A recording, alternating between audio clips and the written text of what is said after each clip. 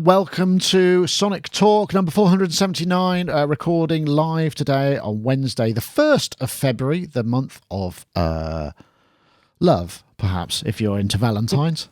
Sorry, I wasn't sure what I was going to say when I was going into that sentence, and that's just the word that came out. So there we go.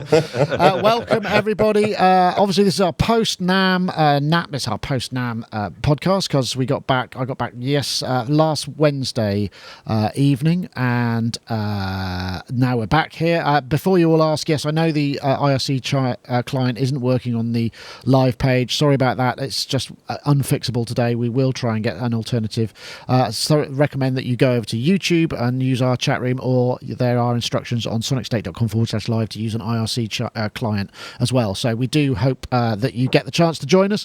I want to say thank you very much, everybody. Hello to the fulsome chat room, or not quite as fulsome as usual, because obviously we haven't got the full accessibility there, but I do apologise for that in advance. I want to say thank you to our show sponsors. iZotope will be announcing a winner to, a competition that feels like ages ago. It was only a couple of weeks, and you'll have a chance to win iZotope Neutron, which is their mixing plugin. So, without further ado, with some further ado, because I've just got one more thing to do before we go, we will start. So, yes, NAMM last week. Let's join our guests. So, we'll start in numerical order. We have Mr. Marc Doty, automatic gainsay, synth reviewer, and I guess public speaker on matter, synth historian, all of those things. How are you, Marc Doty? Are you well? I am very well, and thank you for having me. I'm sorry I haven't been here more often. It's terrible. I'm a bad person. Well, I wouldn't say that. I I will look out in the chat room, though, in case anybody thinks. I noticed actually recently, since I did an interview with Jim Hayward of Synth Memes at NAMM. Lovely bloke. He actually did a load of our live blogging for us, and he came along. It's the first time he'd been to the show. We did a little interview, and I laid out a challenge. I said, well, there are other people you can meme, and I put your name forward. So I'm glad to see there's a couple coming up. Yes, there were several memes that were generated by that, and they were hilarious. I think people are being too nice, to be honest. But yeah. Well, there's always time for that to change. It can switch so easily. You've just got to watch out, and not take it too serious. Anyway, welcome, Marc. Nice to have you aboard. Thank you. It's great to be here. And you're working on some videos at the moment? Yes, I am just finishing up the Korg monologue videos. And I am working on, as well, the Analog Solutions Megacity, which you can see behind me. Sequencer videos, which I think some people will find funny, because occasionally I complain about step sequencers, but Analog Solutions has, it's sort of decided that they're going to change my mind. Tom has changed my mind, and actually I am in love with this thing, which is a new and exciting situation for me. But yes, so I have those two coming up, and I'm trying to hassle Arturia into giving me a Matrix Brute. I know you have one. I do, yeah. But it looks like that's going to happen, so that will probably take the rest of the year. That will keep, I can concur, that will keep you busy. Every time I've switched it on, I've just gone, wow, this is going to be a monster to review. But yes, will be done nonetheless. Anyway, thanks for joining us, Marc. We'll move over now to Mr. Rich Hilton, Hiltonius.com, keyboard player with Chic and All About Town, man who's recently in LA. We saw him at the NAMM show also. How are you, Rich? I'm very well, thank you. I'm glad to hear that. It was lovely to see you. It was really bizarre. Every time every time we did a live stream, you were just there. It's like you've got to I don't know what you call that, lidar.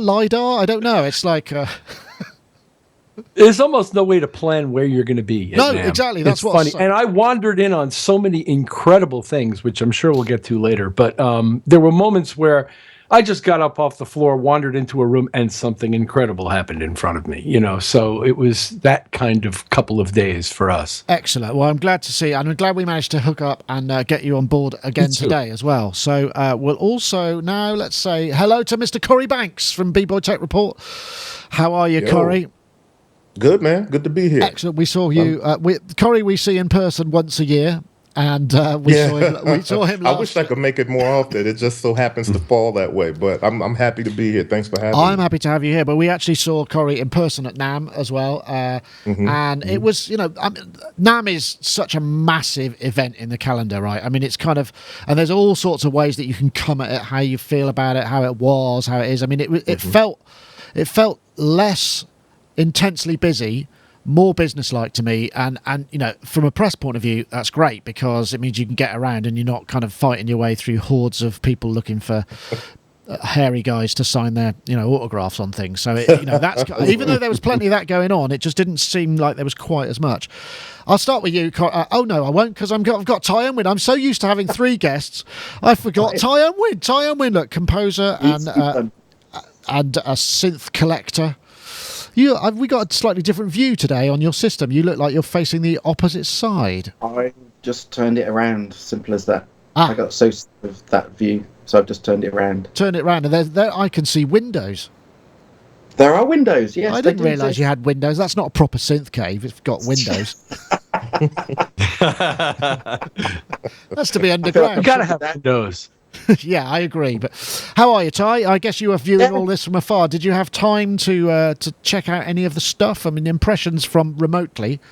It's NAMM, of course. I mean, to be fair, I don't care what else I was doing. I mean, literally every hour throughout every day, I was checking in again to see what else was on there. So it's religious. Of course, you have to do the NAMM thing. It ruins your life for 3 days, but it's great.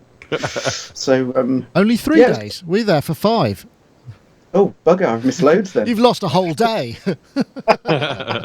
So no, it was great. Yeah, it's interesting though, because I think Corey was saying before we started the recording that it felt like there was less of an event around it because lots of people had actually announced and released things beforehand. So, which I think is actually a good strategy in many ways, because you go, we've got this coming, come and see it at NAMM, and then presumably the trade visitors and all those people will just go, yeah, we want to check that out. That looks like something we might want to stock, rather than here's a not quite finished, thing that you might want. How many do you want to buy? Whereas they can check, they get a chance to sort of assess the buzz about it beforehand, and it seems to make sense. So I don't know if that's kind of maybe the way it should be best used as an event. But I'm trying to think where to start, really. I mean, impressions. I'll start with you, Marc Doty, because you were there, and you were there in the centre of Synth City, right? I was helping with STG Sound Labs and Detachment 3, 2 interrelated companies centered around Suit and Tie Guy, who's been on the show, and Joe Grisso. And so I was working. When I'm at NAMM, in the past, I've been with the Bob Moog Foundation, but this year I was in Modular Central. I tend not to leave the booth very often because I'm afraid I'm going to miss something, and I don't know. But yeah, this year was different than years past. I think it's kind of like, I don't know. I wish there had been more situations where people were revealing amazing synths, because really, I think only Dave Smith really did it this year. And with Korg, it's kind of like, I felt like, okay, you guys released the monologue, so what's the big thing that you're going to release at NAMM? And then there wasn't a big thing, and I was like, oh. Well, when I spoke to Korg beforehand, I said, is there going to be anything exciting? And they said, not as we know, but then again, we didn't expect to see the Volker FM last year, which bizarrely was probably one of the most watched videos that we shot last year, just because of the surprise of it. So yeah, I mean, there is that possibility, but I guess if you're releasing product, it's just down to, I guess that only showed up because they happened to have it done in time rather than a plan for it, I suppose. Right. And there's been this sort of, it's almost like urban myth or mythology of the notion that they might do the 2600. So I'm always hoping, and they won't tell me. I have tried in many ways to interrogate them, but have failed every time. But I always kind of hope like suddenly that thing's going to happen. So I was hoping that's what would happen this year, but no. Well. But yeah, interesting observations. I don't know. We'll come over to you, Corey.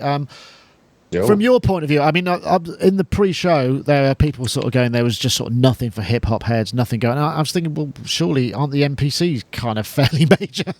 Yeah, that's super major.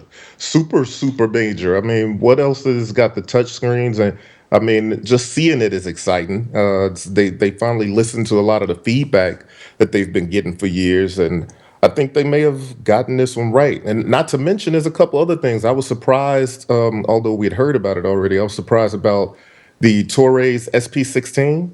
I got a chance to check it out, and I was like, wait, this thing is very capable. I kind of dismissed it when I first heard it. I'm like, oh, great. What, Touch Part 2, yet another one, whatever. I mean, but when I saw it and checked it out, I was like, wow, it's pretty capable. And if they keep updating it like they plan to, it's going to be good. But so there was a few things, but most of them I'd already heard about. But yeah, it was good stuff. Yeah, I suppose that's true. And Rich, I mean, you were there also, albeit only for a couple of days, which some might say would be enough, but it's not, is it? I bet you didn't get around the whole show. I mean, that was just what, Hall 5 probably for you, I'd imagine, really, wasn't it?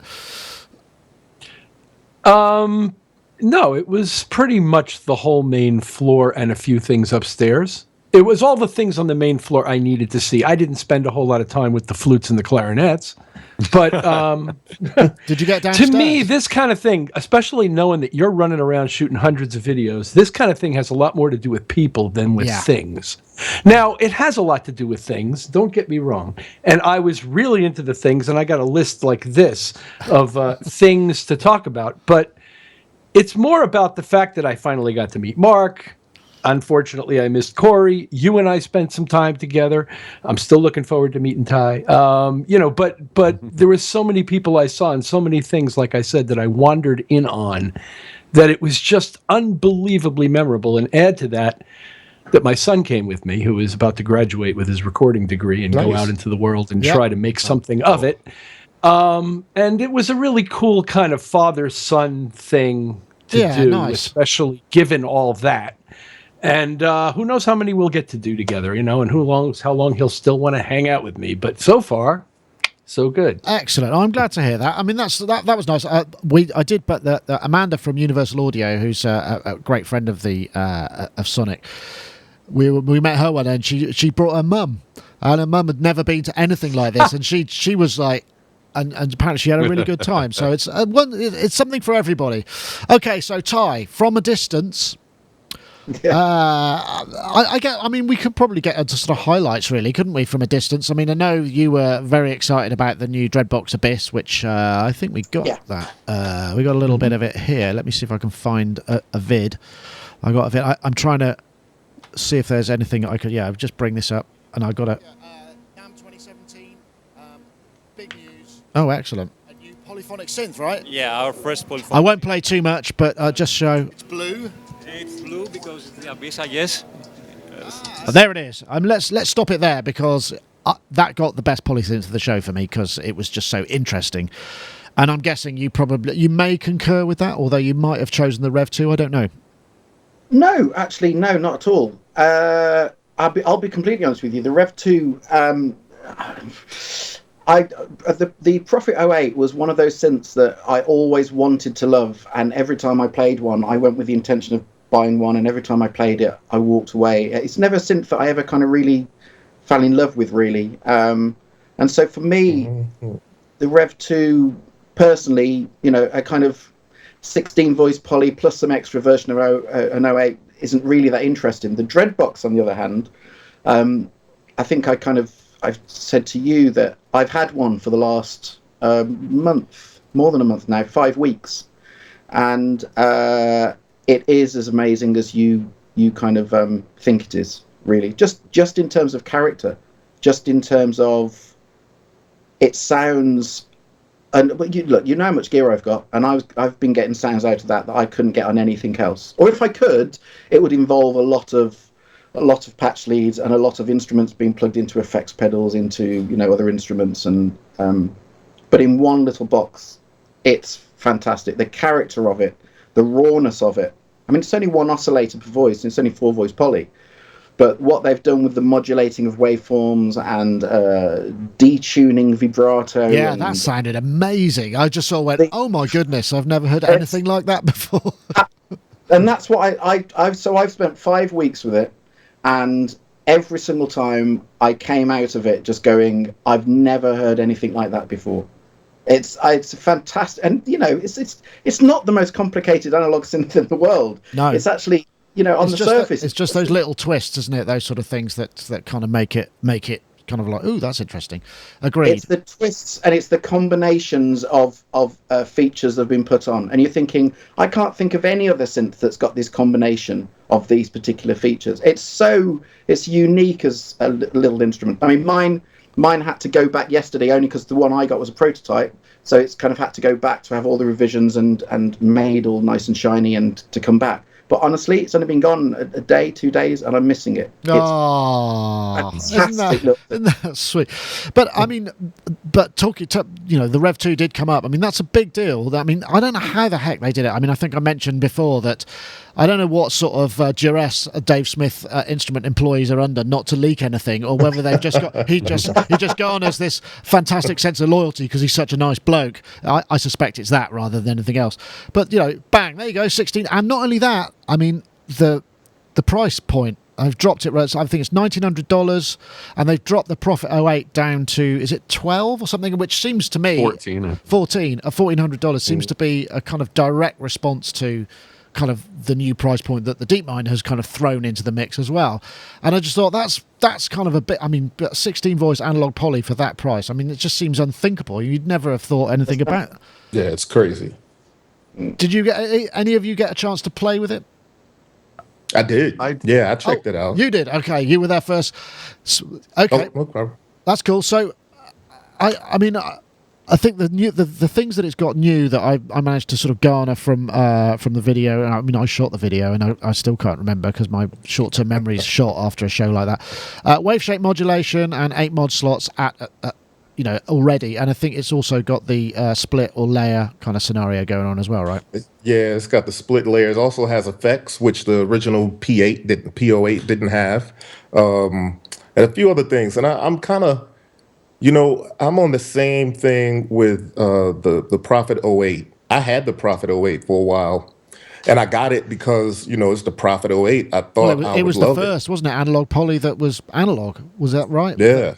Yeah, and I had it for a good while, and there was just something about the tone that I didn't get on with. After a while, I just kind of was like, well, all right, I gotta sell it. So, I'm not that, into the Rev2, but I can say they made some great revisions to it. I like the revisions that they did to it, but I still think it kind of has that same tone that doesn't really appeal to me, though. It's a little warmer, though. It's a little more warm, but it still doesn't really appeal to me. What about the Pioneer / Dave Smith AS1? Did you get a chance to check that out?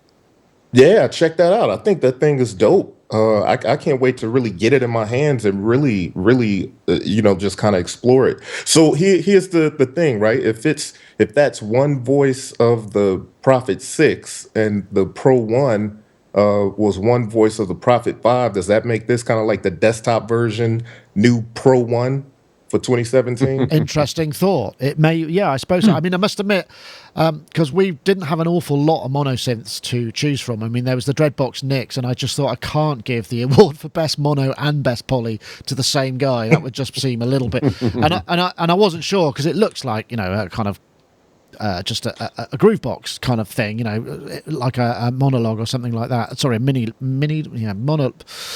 monotron, but bigger. And then I went to have a listen, and it was like, whoa, that is actually really it. It sounded great. Did you get a chance to check that, Rich? Or have you got something else on your list? Oh, I've got tons of things on my list. I did not get to check that out. I did see it as I went by, and then I watched your video on it, and I was really impressed, again, with products that are crossing the line between music creation and DJ style music creation, I should say. So not really music creation, but the recording studio and the live performance venue, and as it relates to these instruments. And I thought it was a really, really cool and versatile interface for people to use to make music really creatively in a hurry in a live setting, along with other things that were going on in their line, and it looks like a really cool product to me. Yeah, and But that wasn't on my list. I mean, the list is deep. Excellent. Well, okay. Well, while we got you, what's at the top of your list then, Rich? Gosh, the top. Well, I think the award for the most surprising product was that synthesizer that kid developed since he was 15. Here we go. That sounds so much like an OBX, it like almost knocked me off of my chair. I couldn't believe it. It really sounds great. And he's got some very cool hardware interface ideas. That colored strip that runs down the middle of the thing that shows you the level of a rotary digital encoder is a very, very clever interface idea. I like it even better than putting lights around the knob, to simulate the activity of an analog potentiometer. So I really liked his interface ideas. I dig his enthusiasm, and the thing sounds amazing. It did sound good. Has stereo, which I thought was interestingly missing from quite a few products that I looked at this weekend. And it doesn't seem like it's really made it into the modular world that much, stereo paths. It seems like you have to duplicate things a lot to get things into stereo. That's true. And I was really impressed with the way he implemented stereo into what was otherwise a pretty mono architecture from the original concept. And he's just a very clever fellow. I don't know if anybody's ever going to own one, but that would be the most surprising product. And then there's just a whole ton of stuff. The Dreadbox was cool. McDSP's tape delay, Earcam's spatial processor blew me away. I actually bought, I don't know if you can see it back there, Keyscape, because it was on sale, and I knew I was going to end up getting it eventually anyway. So, and Eric is such a sweet guy. Analog Solutions was cool. Pittsburgh is always interesting, and there's a new Roland RD stage piano, which you guys may know. Yeah, I think that was something that maybe I can pause you there, and we can just come back. Did anyone else get the chance to see the Shear Electronics? This is the guy, Jacob, I think he's called Jacob Breakspear. He was quite a serious and focused young man. I mean, he's 18, right? Let me say, he's 18. He started making this thing when he was 15. And he was on the stand with his mum, who was really, really nice, by the way. And they just basically, I mean, obviously she's got a lot of belief and faith in the guy, and I'm sure it must have.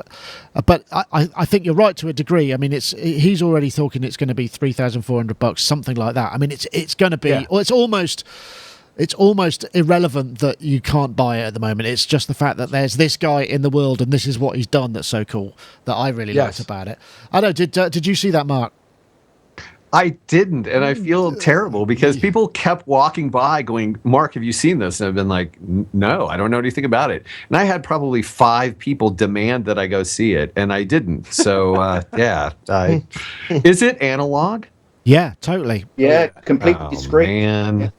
Yeah, but it wasn't. The thing was, it was over in because the thing. This is the other thing about NAMM that's changed is previously the zoning was a little bit more haphazard, but because of the sort of rise of the synth market, it's kind of created this delineation of there are synths in this area here, and he wasn't in that area there. He was some way over and at the back because obviously, first time in, it seems to be the case. First show you do, you don't always get your best slot unless you're shoehorning on someone else's booth and just showing there.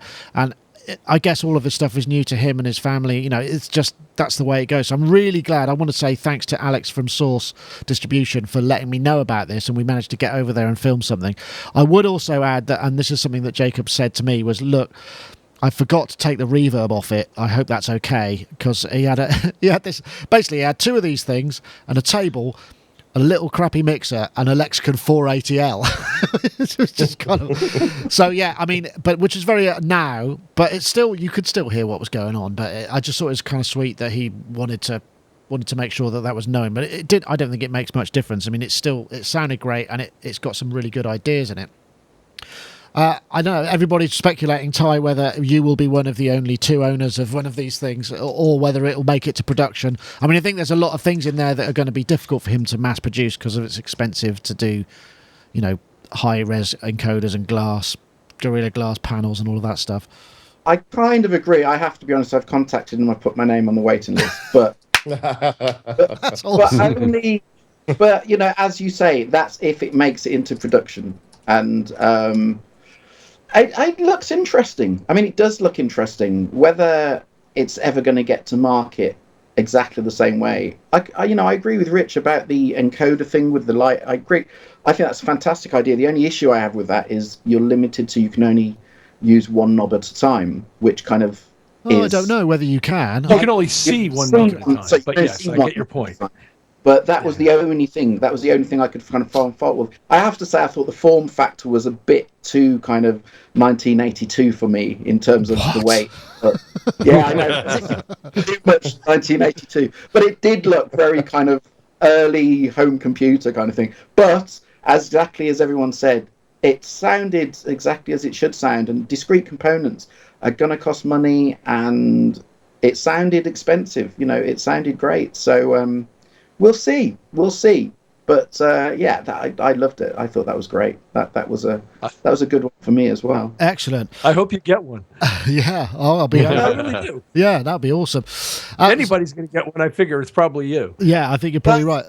So, Corey, what's top of your list then that perhaps we haven't discussed yet? I'm really interested in one thing that I didn't even get to hear, but I just think is an interesting concept, and I kind of know what his product sounds like. Soulsby Atmultitron. Yes. The six. Yeah, I think it's called Atmultitron. It's a six-voice. Yeah, 6-voice, 8-bit digital synthesizer. I think that's going to be interesting. He says, when he's been testing it, it sounds sort of like a wavetable at points and sort of like other stuff at points. So I think that'll be interesting, but he says he's still like 18 months out on it. I thought it was dope to see a Qubit with a full system, full Eurorack system now. That was cool.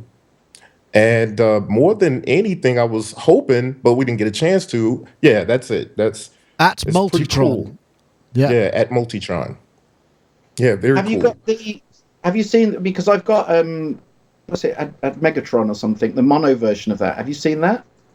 I have seen that. I haven't had a chance to play with it yet, at least not in my own studio, but I like the way it sounds. It's kind of like that chiptune type of deal. Yeah. It's cool. A great box. It is a great little box. It's, kind of, I think it's only like a couple of £100 or something, and it's really, it's really good. It's really good. Okay. Yeah. Worth checking out. So, anything else while we've got you, Corey? So the Soulsby stuff. So you've been bitten hard by that modular bug, I can tell. Oh, Modular stole 2016 from me. That should be a T-shirt. Modular stole 2016. I mean, Modular stole my life. Yeah, it did. I literally put my head into Modular. I woke up and it was NAMM time in 2017. So that's kind of my summary of 2016. So yeah, I've kind of gotten into it. So yeah, the double Helix by Pittsburgh Modular. I'm interested to see that. But the one thing overall that I was hoping we'd get a chance to touch that was a surprise at NAMM was the Elektron Digitakt. I think. I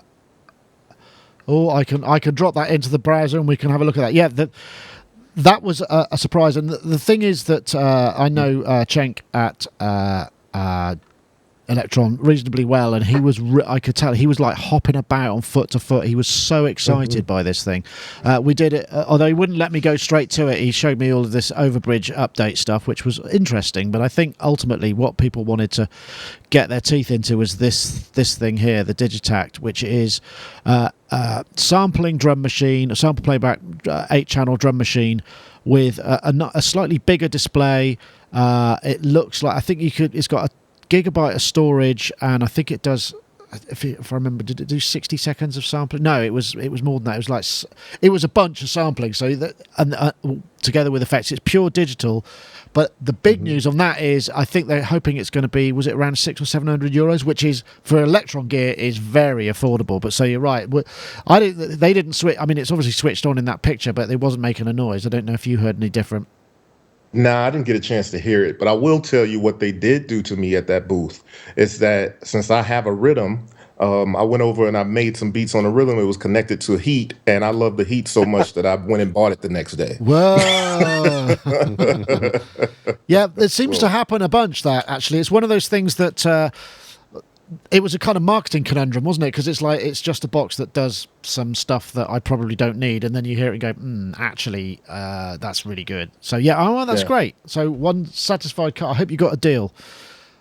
Yeah, I got a deal. Excellent. That's the good I news. did not get a chance to hit a Digitakt. I wish I had though. But well, we're hoping we'll see some of that in terms of, I guess, in Super Booth, if not before. Okay, Mark, over to you. Your top picks. I'm going to have to say I have two things. Number one, and this will seem like bias, but it's not. I was at the Detachment 3 booth, but Detachment 3 is putting out a reproduction of the CS80 ring modulator. And it's called the Spinner. And it's really important to me because, like, for all of the synthesizers I've ever played and throughout the entirety of electronic music history, you know, the ring modulator is like this iconic device. But to be honest, I've always thought that it just sounded like garbage. I mean, it's like a lot of weird noises, you know?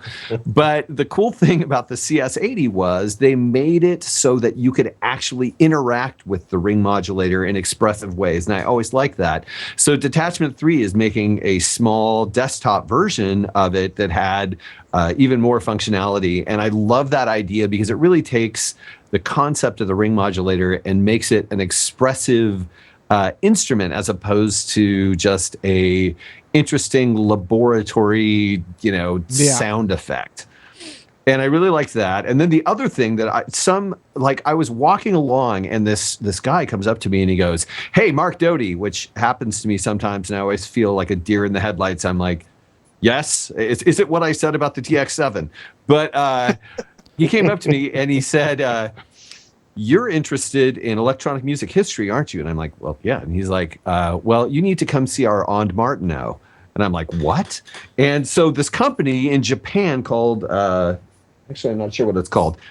They have recreated an Ondes Martenot. It's a smaller scale, but they call it the Ondomo, and they've reproduced it like authentically, and it's amazing. They had a woman there playing it, and they were way off to the side, not with the synthesizers at all, but the thing looks and plays amazingly, and it's really exciting to me that instrument, which was so important in the history of synthesizers, is being remade, and people are starting to pick them up and starting to buy them, and the guy hand makes them, which is unfortunate because then, you're going to have limitations in regard to availability, but that's something I'm really excited. Are they doing all the speakers and systems for it as well?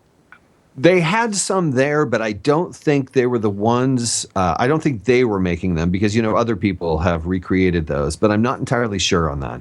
Yeah, I remember we did a thing with the Ondes Martenot, and it was oh gosh, Charles Hazelwood. With the guy who did all the Thunderbirds music, and there was Ondes Martenot in that, and they took us round, and he had the gong tweeter and the bass unit and the resonant strings and all that. It's just like, ooh, that's just looks so much fun. Actually, that reminds me, there was one thing that I did see. There was a lady in the Roland booth who was coming on stage, and she was carrying a harp, like a full-size concert harp, and it was like in a soft case, and I was going, man, that looks like such a difficult instrument to bring into a show like this. And how do you have you got like a flight case for it? She said, yeah, it goes in a really big box as well as this, so anyway, that's kind of slightly random. Wow. But actually, Rich, now you come to mention it, that I should take it back to the Roland RD-2000. 2000, which is what we got. We shot a little bit with Ed Diaz, and I have to say, I mean, people don't tend to get all that excited by stage pianos, but this seems like a really pretty big deal because it's got the piano engine, it's got the SNS engine as well, so you get this classic kind of sample-based Roland things, but it's also got this massive amount of control layer, so you've got 9 faders, a rotary encoder, so you can integrate it with your stage setup, spit things out of a USB or MIDI. I mean, he showed it with main stage, and I just thought that is such a smart idea, and I guess you were saying you briefly mentioned it, but it is pretty cool, and it's the same price as the first one was, which is, I think, $2,400, which seems like a lot of money, but actually the first one was like 20 years ago or something, so it's maintained its price and feature, but the features have gone up. Is that something you'll be looking for? Absolutely, because whereas up to this point, the RD products limited you to a maximum of 4 Rompler sources across a layout, split and layered, however you prefer them, and transposed and all that. But it's still essentially a Rompler, and you're basically layering and mixing together things that they provide you. And they've gone from 4 of those to 8 of those, which is huge in terms of the architecture. I mean, literally since around the 2000 mark, I know, and maybe before, these things have had only 4, and that's all you could do. And the fact that they've made it 8 is huge to me. And also, they've basically, and I have to say, at some point I knew this was coming, they basically put the V piano in it and said, here, take it. Yeah, sure, we used to sell it for $5,000, but take it. Yeah, that's quite a big deal. You add that to the mix, and also all of those features that Ed was just showing about how it could be used simultaneously as a sound source and a master keyboard, and how you can arrange and split and layer and have all of that available in those 8 zones. It's a pretty significant upgrade, and apparently reads their live sets from their previous model, which was the RD-800, which is the one I reviewed for Keyboard Magazine. So yes, I'm quite excited about this. I'm looking forward to it. I still wish they'd put the darn smaller string section that I use in it, but I can make it work. And I quite like it. So I expect I'll be using it sometime before the end of the year. Yeah, that's awesome. I've just realised that we're more than halfway through the show, and I've neglected to play the message from our sponsors. So if you'd all like to take a breather, I'll just bring that forth. So obviously iZotope are our sponsors of the show, and we're going to play a short little video about our Neutron, which of course is their mixing, plugin and analysis suite of tools, which allows you to really get inside a mix, sort of visually. Really interesting approach. As you know, with the Mix Assistant, it sort of tells you where the conflicting frequencies are, analyzes the kind of tracks that you're using, and suggests kind of approaches that you could do to separate them out. And it's the first masking meter, which is what we're looking at here. As well as that, you get the Track Assistant, which gives you the ability to recognize the kind of tracks and kind of say, here's a suggestion that we might offer for, if this is a bass track, try this. And for the most people that I know that have tried it, they say it's absolutely amazing, and it really helps them kind of visualize and work on certain parts of the mix that sometimes are a little bit hard to maybe read just purely from your monitors. Maybe you're not at your favorite monitors and you're having to deal with something less. You can get some visual help there. As ever, there's a download demo, which you can download and check out, iZotope.com/Neutron. And we thank them very much for their sponsorship of the show. And we should say that we do actually have, after all this time, we had a competition at the last Sonic Talk, and we've got a winner for that. The winner this week is... that's interesting. I seem to have deleted his name from this, so that's rather... Beard Slap. There we go. Beard Slap _ is at Al Beard Slap. He tweeted the hashtags that we suggested in the last version of the Sonic Talk podcast. So if you want to get in touch, iZotope will be able to drop a copy of Neutron into your inbox, and you'll be able to enjoy it forever. And also, we should say, we have another competition this week, and all you have to do is tweet the hashtag MixItBetter, which is one word, MixItBetter, and the hashtag Neutron, that's NEUTRON, to @Sonicstate and @iZotope Inc. That's the hashtag MixItBetter and the hashtag Neutron. This is a Twitter competition to @Sonicstate and @iZotope Inc. And we will pick a winner from next week. And once again, we thank iZotope for their sponsorship of the show. Phew, glad we got that sorted out. I should probably, let's see, I've just obscured all of my, I'll tell you one thing I did. After all the talk about, MacBooks and what, I bought a MacBook Pro 2017 because I went to the Apple briefing. I got invited to an Apple briefing, and which I always feel like is an honour somehow, but it's never quite, it's the Apple thing of like, if we talk to you, then you must be worth something, but that's all you're going to get from us kind of scenario. But they were really helpful, and they showed me the 2017 models, showed me the touch strip, which I thought contextual buttons. I kind of wasn't sure about that, but I actually blew my mind, and I just thought, wow, that is awesome. And especially if you consider that you could maybe program those things yourself, to do contextual stuff, and they showed me that working with Logic, and it was like, wow. So you can stick all of those kind of key commands and put custom icons in and have all sorts of layers of it, and the power of the thing kind of made me somewhat crazy. And ordinarily I wouldn't be sold by this sort of thing, but I also coincided with Rich, who was our guitar reporter when we were doing more guitar stuff. He said, I've got a mate in Apple. He says if you want to buy anything, you can pick it up at the Santa Monica store and he can get you a discount. And it was just like, oh, there go kind of several major issues with why I wouldn't buy one. And so I overstretched my credit limit and bought myself a 2017 15-inch and a bunch of dongles, I will admit, but that's my guilty secret. I don't know if anybody else had any guilty secret. I know, Rich, you said you bought the Keyscape, and you bought the Heat, and Ty, you bought or put yourself down for a Shear Relic-6. So, Marc, what did you come away with from the show that you paid for? Absolutely nothing, man. I'm the odd man out. There wasn't anything that I bought as a result of the show, unfortunately. Well, that's all right. Okay, well, let me put this.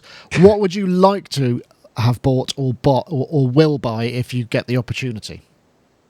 There were two things. One of them was the Ondomo, that Ondes Martenot duplication. Definitely. I would love to have one of those and learn how to play it effectively. That's quite a commitment, I'm guessing, right there. But actually, it's not that expensive either. The price I was quoted was under $2,000 for this handmade, completely analog reproduction of an Ondes Martenot. That's pretty reasonable. Okay, well that gets you off the hook there. I know, Rich, you got Keyscape. What about hardware? Is there anything that you kind of think, you know what, I might check that out, given the opportunity? Oh, he's muted. Uh-oh. Somebody take a drink.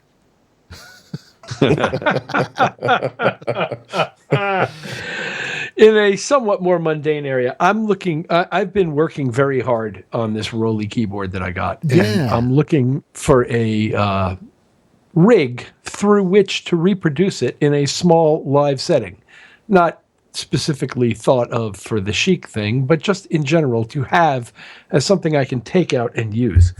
And so I spent a bunch of time shopping things that amount to being basically small PAs. So like I said, slightly mundane.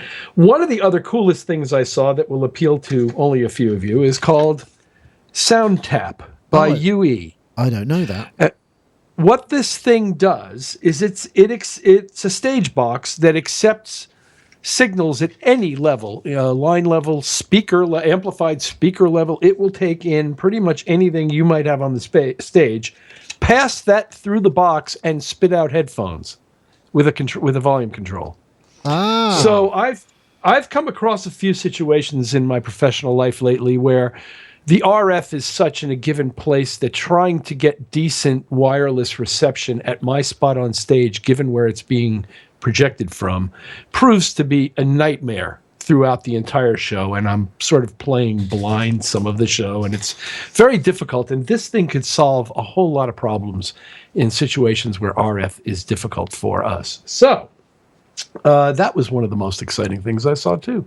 And while I forgot the microphone for 1 second, I want to tell you that literally a couple of dozen or more people walked up to me in those 2 days I was there who told me that they listen to this podcast and how much they enjoy it and how much it means to them. And some of these guys waited a half an hour while I talked to people to be able to tell me this. And I just want to thank those people so much and tell them how much it moved me and how appreciative I am of our audience and of the fact that people actually listen to these things that we say and care about them. And really, it was tremendous. No, I think that's a well said point. In fact, there were a couple of people who I said I bumped into who said they discovered it, maybe halfway through last year, and they now caught up on all 478 or 79 episodes.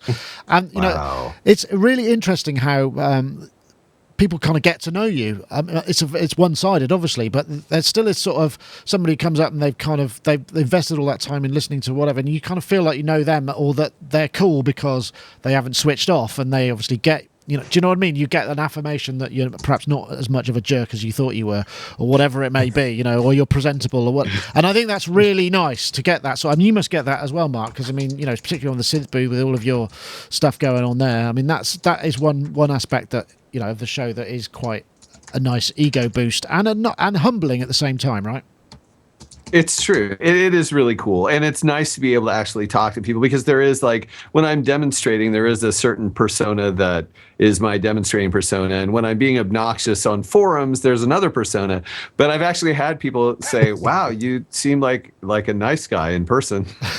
So, you know, it's good. It's really good. And I had people come up to me too who said they were introduced to me through this podcast, and it's really great. Excellent. Ty, I haven't heard from you for a little while now. I feel like we're leaving you out a little bit because we're with the NAMM gang, as it were. But did I already ask you what you said? The Relic. Anything else that's perhaps more attainable, or something that came out that you thought, hey, that's cool, and I'd like to check? Loads. Okay, have you got a list? No, I don't have a list, but things that, I mean, the thing we've kind of skipped over is we've got to come back to the MPC. We have to come back to the MPC. Hold on a sec. I've just got a little bit of a... Let me just tap the connection on your computer. There seems to be a little bit of a...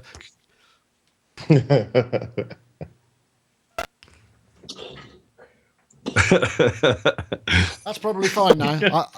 Can we hear you now? Is that better? Yeah, that'll have to do. No. Oh. I'm sorry. Well, it's no good. Go to someone else. If you can't hear me, then we can hear you. You need a bigger baseball bat. Okay. You have to think of it in English. You guys don't have any. Oh, that's better. Is that better? Yes. Mm-hmm. Testing. Yeah, testing. It is. There we go. There you Sorry, go. Ty. Great. So we've got to come back to the MPC. Yes. Because that's, for me, that's a biggie. That is a biggie. But things like we haven't mentioned the Oberheim, the SEM X. Yes, that's true. I bought just for Christmas. I bought a 2-voice Pro, having spoken to Marc actually. So thanks for that, Marc. So I thought, and so to see that in a Eurorack format is quite exciting. Because they do sound amazing. Do. Yeah, they absolutely do. So that's good. But yeah, I mean, there were lots of little things. But I mean, the MPC for me was a kind of fairly major one, because I mean, I've said this so many times that I used to be a big MPC user, and I've had various from 60 to 3000 and 2000 XL and 4000, and then I kind of moved into Machine. I've got a Machine Studio and I've got a Push. But all the time, there's just something in there that I know for a fact the best stuff that I ever did was sequencing on an MPC, and I will quite happily accept that the best music I ever wrote was me, an MPC, and a rack full of gear. And so, exactly as Corey said, it looks to me like they finally got it right with this MPC. Yeah. Because well, we gave them the best in show, you know, because I just thought that it's pretty easy to it was a pretty easy. You know, it's one of the few things that, you know, I literally saw it and just thought, okay, that's fine. I have to have one of those. I mean, I know people think that I just buy stuff for buying stuff. I don't. You know, everything's for a reason. Everything earns its place, but that was the only thing that, I'll be honest with you, at this moment in time, I have no reason for it to be able to earn its place, because I don't need another hardware, you know, kind of but you're going to get one. like that. I've got to. I'm genuinely, because I know I want it to try and adjust when I'm writing that kind of track. I want to go back to an MPC environment rather than a Machine Studio environment. So very excited about that. I think the spec on it is incredible. So yeah, well, I think where we're going to see this a lot is not necessarily MPC users, but people who want to play live and need some playback and a few sample triggers, who aren't necessarily into making, you know, genre specific music. It's just like, hey, I can take this and I can perform live, I can have my backing vocal stems maybe, I can do some other things, and I can play on top of it. And they'll probably, you know, they probably won't use half the features, but the fact that it, you know, is there in the world and it's not a laptop, I think, is going to do masses for them. I mean, I'm thinking about it for my setup. I think, well, if I don't have to have a sequencer, I don't have to have a sampler, I could just basically run certain things. Maybe, you know, if I've got to do a gig somewhere where I can't take the Dominion one on a plane, or, you know, whatever, the Erebus won't tune up because it's going to be hot, whatever, I could sample those things and I could play. And I'm guessing, Corey, it's probably it's probably the same thing for you as well, right? Sorry. Certainly. Yeah. I'm a huge, you know, MPC user. I mean, anybody knows that. If you ever seen my Instagram page, I mean, it's all MPC pics. It's kind of disgusting. but yeah, that and modular. So to that point, having CV on an MPC is mind blowing. It's crazy. I would have never imagined that. But the idea that in modular, what sequencers cost, I mean, $600, $600 on average, and then what Eurorack samplers are costing, and they're just not the same as like groovebox type samplers. I mean, this is a good marriage of a lot of great features. I can't wait to get my hands on it. I tried it out. Everything feels pretty solid and seems good. I can't wait to get it, man. Yeah. Really looking forward to that. Nice.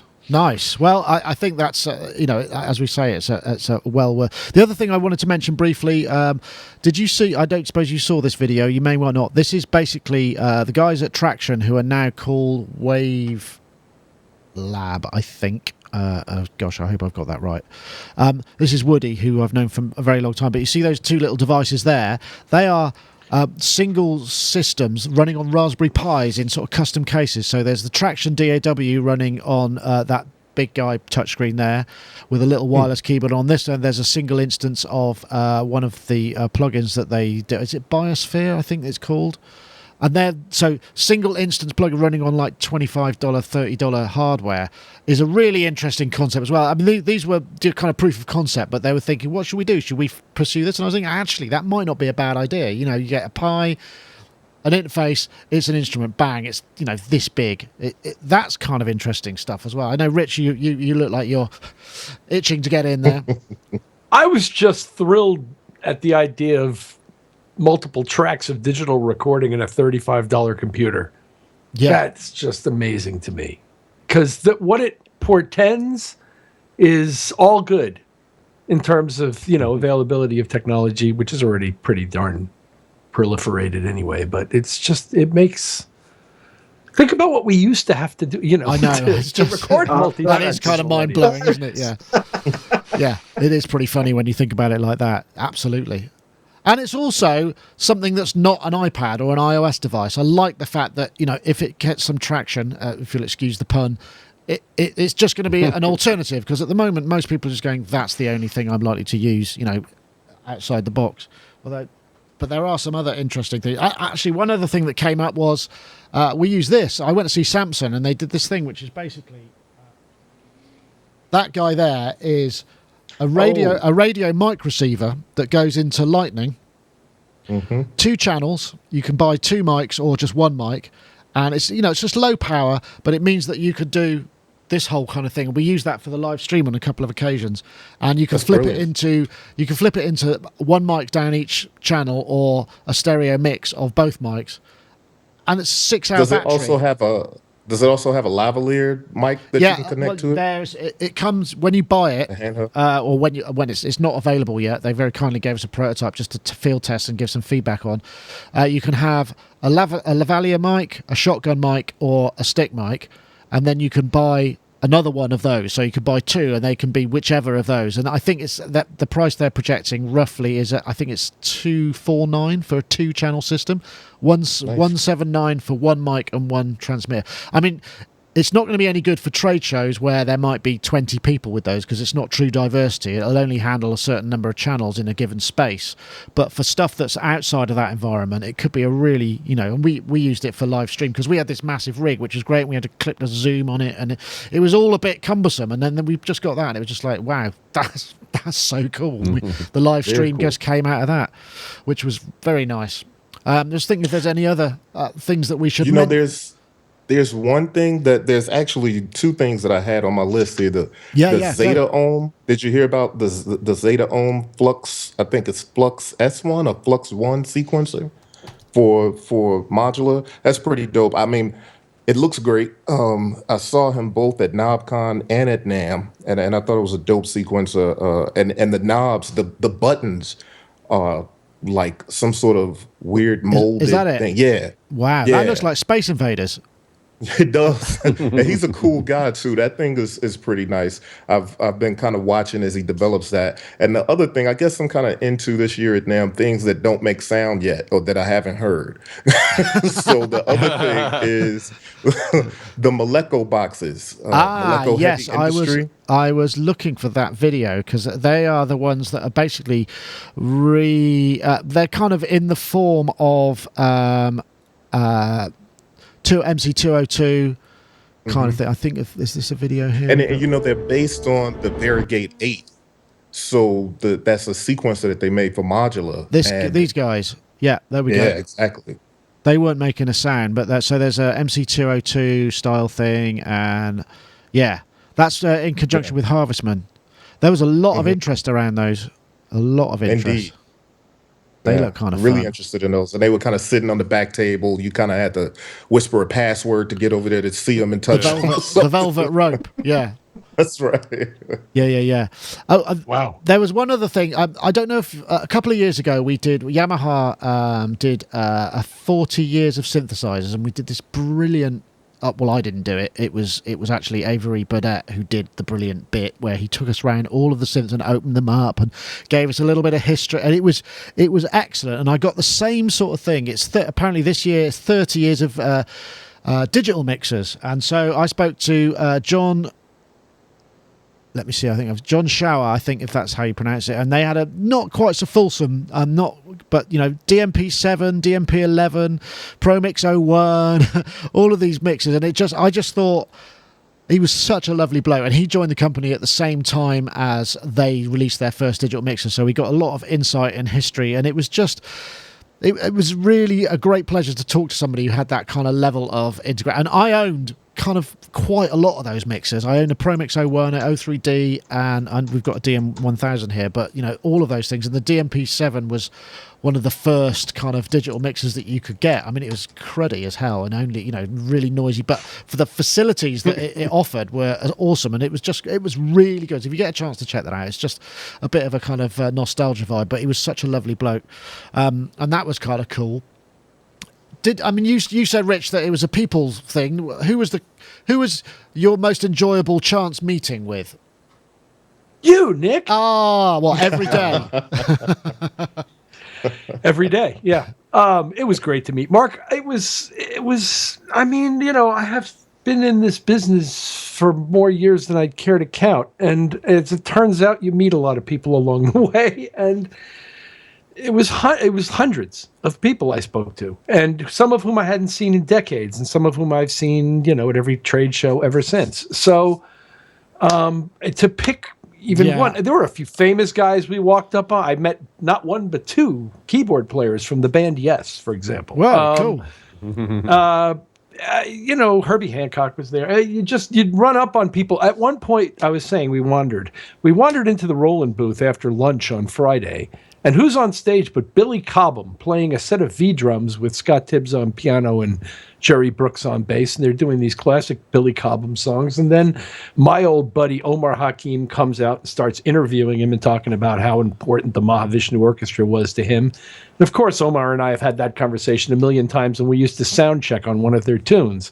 So it was really fun to see these two giants of drumming on the same stage talking about this stuff, one of whom happens to be a friend of mine, and the other of whom happens to be somebody I idolize.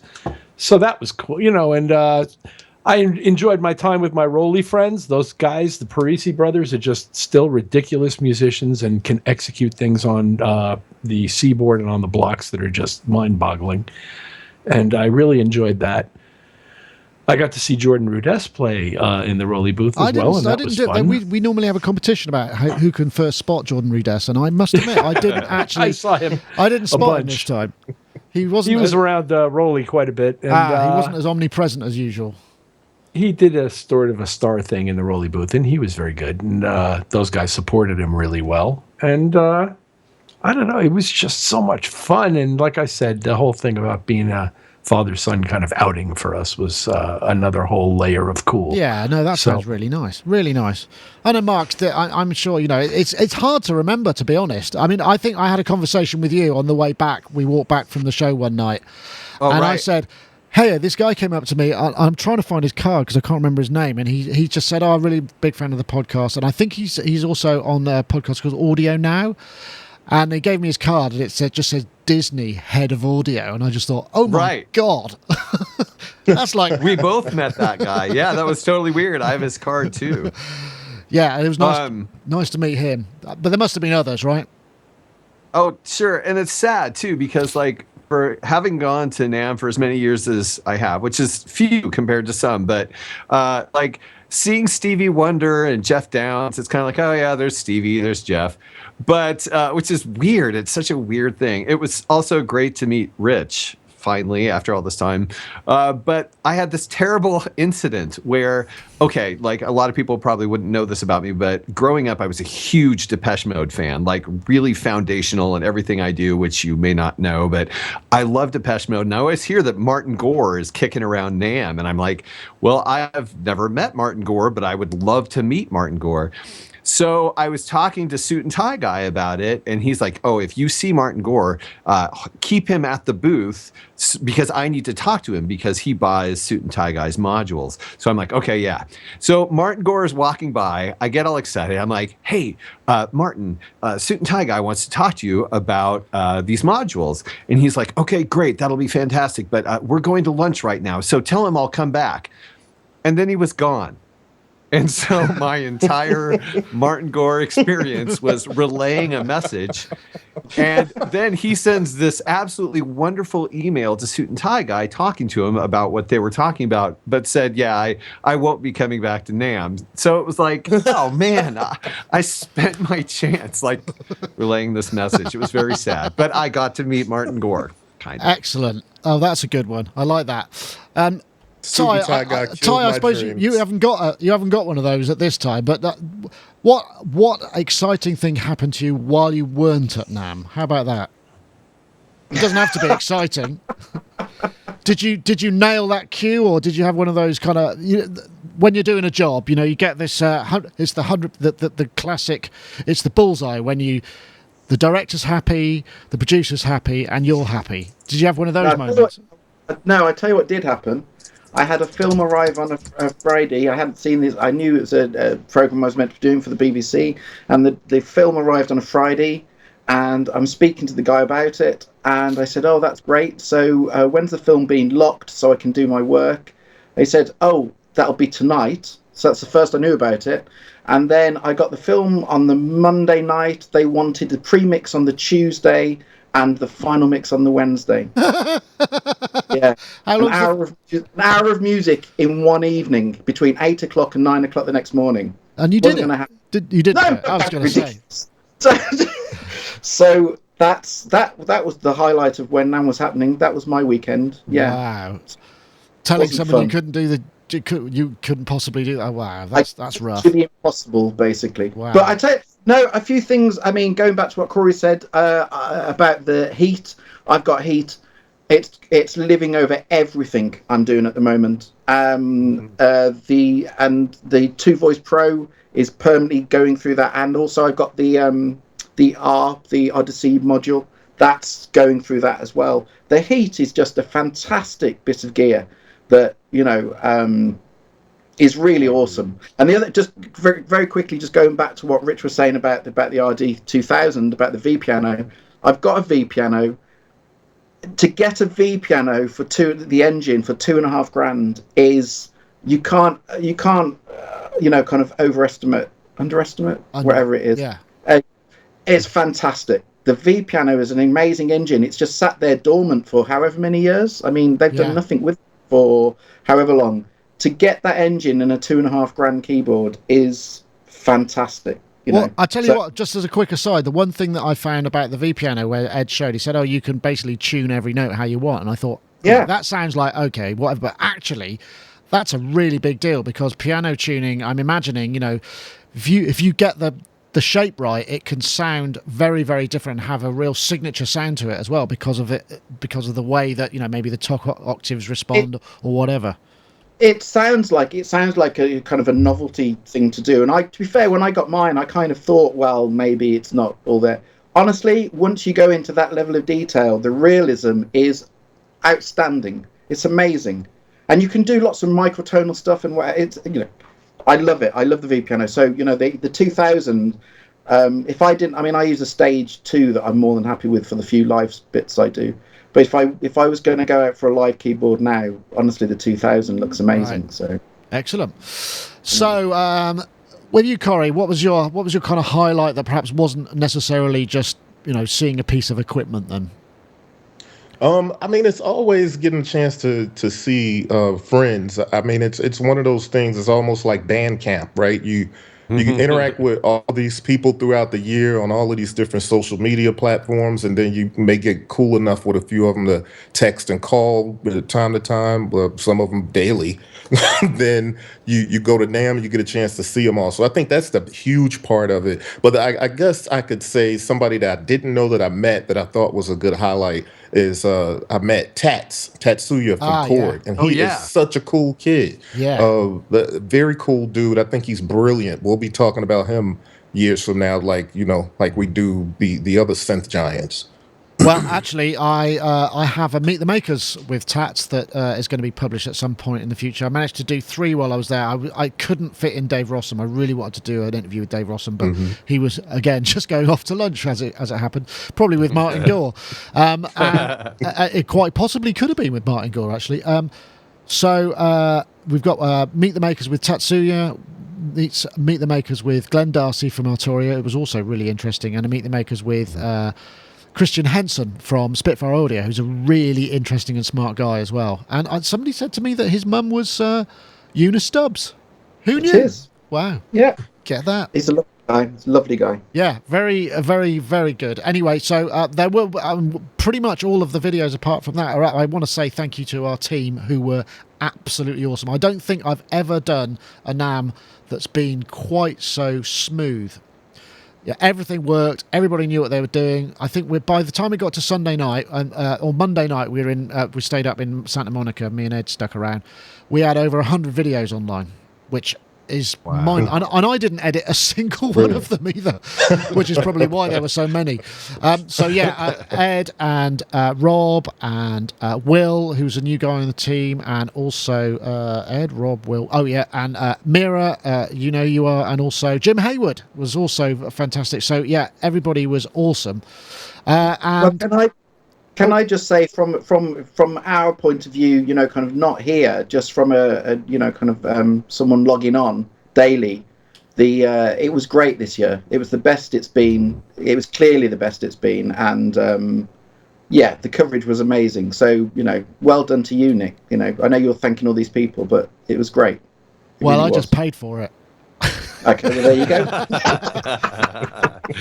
But I mean, I think the one thing also that about that whole thing is it's very, you know, the NAMM team, the people who run the NAMM press office were really on the case this year as well, and everything just felt very smooth. I mean, the only thing that was a downer, it rained, but even the rain worked because it tipped with rain just after we arrived in the morning, so we literally walked in the door and then the heavens opened all day until it was time to leave, and then it was not raining anymore. And then on Saturday night, when we have our kind of general kind of get-together at the Marriott Pool Bar, it wasn't raining there either. And because it wasn't, but because it had been, it was quite quiet. And it was good to see you there, Marc. And I know, Rich, you've gone by then. And I didn't see you there, Corey, but one year we'll get you there. Yeah, and you'll hopefully you'll be able to join us. But yeah, on the whole, it was a fabulous show, I think. And you know, it feels like it's still going strong, because some shows, you know, you go to and you think, oh, this is maybe tailing off a bit. Didn't feel like that. Felt like it was changing. And I think the changing thing, as we said at the beginning, is that people are announcing before NAMM. You go to NAMM to see the thing that's been announced, and then, you know, you don't shoot everything all at once, and not everybody is fighting for kind of, you know, new column inches, and that makes perfect sense. So yeah, I think that's it. that's it for this time. And also, obviously, should thank Andy because he was back here and he sorted out a lot of the tech to kind of make sure it all worked, and all of those details are very important as well. So, anyway, I think that's it for this week. Thank you very much, Rich Hilton. I'm guessing you're probably off to make hit records in some fabulous studio not far from here. Tell me you are, even if you aren't. It just makes me feel better somehow. Oops, I'm making a record with the Wizard of Oz today. The Wizard of Oz, really? Yes, at the Emerald City Studios. Yes. Wow. You know, with the changing color horses and the wow, guy at the front door who says, "Who rang that bell?" Excellent. Which character are you in that particular pastiche? I'm all of the characters, just like the wizard is. That's a very good answer. Well, Rich, thank you very much for joining us. A pleasure having you. It's been a while since we've done a bit of four-way Sonic Talk action. And Ty Unwin, thank you for joining us as well. I know you're very busy, although I have to say you look very well and rested. I don't know if that's just an illusion, but you do appear to be. It's probably an illusion, but let's keep it that way. Yeah, we'll stick with it. Excellent. Thank you very much for joining us. It's been a pleasure. And of course, Mr. Corey Banks, thank you for joining us too. I know we don't get you very often, but when we do, we're always pleased to have you. So maybe another time soon. Yeah, no doubt, man. I'll try to make it sooner. Thanks for having me. Good talking to all you guys. And check out Corey stuff, B-Boy Tech Report. I guess you got videos. You got videos going up, or have you done all yours yet? I got videos going up. Still got a few to come up. Slow coach. Still working. Yeah. You're right. That's the day job, and and not having so many people at your disposal. But yeah, we all work very hard, and I know you do too. So thank you. No doubt. Speak to you soon. And also, Mr. Marc Doty, thank you very much for joining us too. And we hope to have more of you again in the future. Thank you. You definitely will. And it's great to see Corey, Ty, and Rich all together. It's great to be on the show with you guys. And yes, I will be here as often as possible. Super. And okay, well, that's it for this week. I just want to say thank you to our sponsors, iZotope. Don't forget, if you want to enter the chance to win a copy of, I'll get that out eventually, iZotope Neutron, please head over to, you don't head over, you basically tweet the hashtag, here we go, Mix It Better and Neutron to @Sonicstate and @iZotope Inc. That's the hashtag Mix It Better and the hashtag Neutron to @iZotope and @Sonicstate. And that's it for this week. Also should mention, yes, I've got the System 8 video coming up shortly, and also the Matrix Butte sometime when I've managed to get my head around all the things that it does. And also don't forget, we've got a free download. If you've got Ableton Live and Max for Live, you can get hold of our I can't even remember what it's called. That's how little memory I've got now. It's called it's called the Mono Junction, that's right. And so do check that out. You just get a free download to that. All you got to do is head over to sonicstate.com. There's ads for it about the place, and it's on the end cards of all our videos. That's it for this week. Thank you very much for watching, everybody. We'll see you next time. Cheers.